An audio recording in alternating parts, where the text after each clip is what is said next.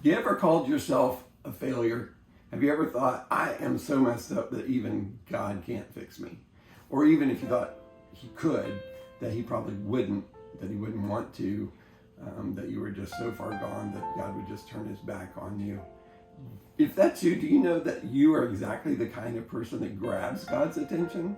That he actually is with you and paying attention to you?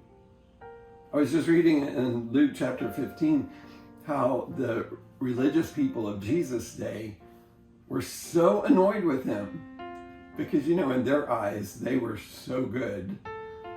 Kind of like some religious people you might know today. I'm so good, Jesus, look how good I am. Please give me some attention and approval. And Jesus instead went and had dinner with the tax collectors and the sinners. The religious people thought we're just the worst, that we can't even associate with those people. But that's where Jesus was, with the tax collectors and the sinners. And so Jesus responded to those religious leaders by telling them a story about a shepherd who had 100 sheep. 99 of them were good. They were safe. They were at home, all well fed, warm in their sheep pens, wherever they keep sheep. But one sheep had wandered off, was lost. And Jesus said, if that happened, the good shepherd would leave the 99, turn his attention away from them, and go out into the night until he found the one that was lost. And when he found him, he would bring him back home, and he would say to all of his friends, come, let's have a party. Let's throw a party, because I had lost a sheep. This sheep was out there on his own. I found him and I brought him home. So rejoice with me over that. And so when the shepherd finds the sheep, he doesn't try to punish him.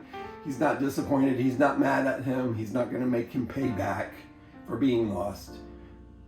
The shepherd loves the sheep and just brings it home. The shepherd is a rejoicing shepherd, not an angry shepherd. In the same chapter, Jesus told the story of the lost son, or the prodigal son, who he said after he had come to his senses, he decided he would come home. And when his father saw him, his father didn't run and lock the gate to keep him out. The father ran and threw himself on him and kissed him.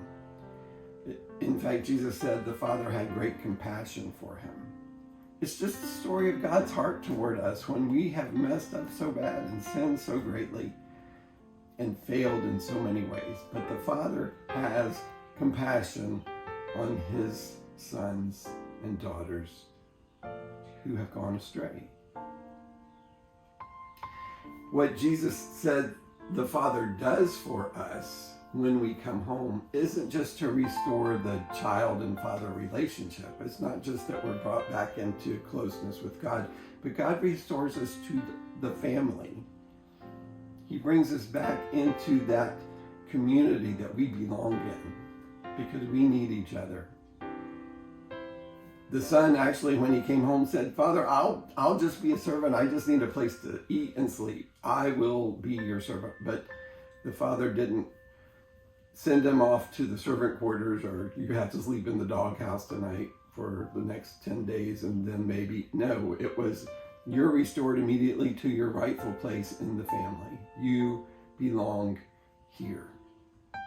I just do believe that when we mess up, Jesus starts planning a party because he knows how good it's going to be when we come home.